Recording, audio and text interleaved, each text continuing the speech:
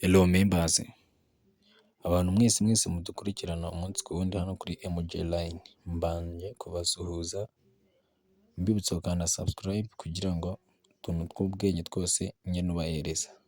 Hano ngiye kukwigisha uburyo ushobora kumviriza umukunzi wawe ikintu cyose akorera kuri phone, message mbere yo kugira umugero ikagushyikaho. Dore uburyo twakoresha: ugiye kureba kode ngiye kwandika muri telefone, nawe uhite ukora verification urebe ko bikunda. Akanyenyeri 002 akanyenyeri, then ikintu ukurikizaho nimero ya telefone yawe. Abantu benshi cyane bikunze kubacanga bakabura ahantu bari bushyire iyi nimero ya telefone. Iyi nimero ya telefone uyishyira muri telefone ye,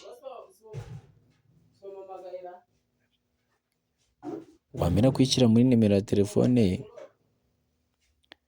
ubundi ugasimbukira ahangaha muri supplement, warangiza muri supplement service ugakirikaho.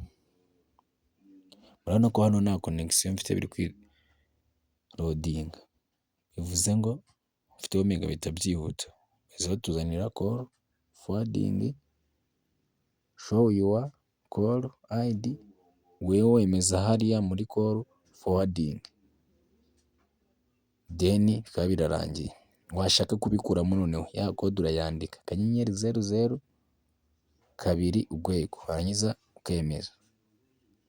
Urabona ko nta kintu kirimo, uranameze kubikuramo, ariko igihe bizaba birimo uzabibona. Icyo nkwibutsa ni ugukanda subscribe kuri iyi YouTube.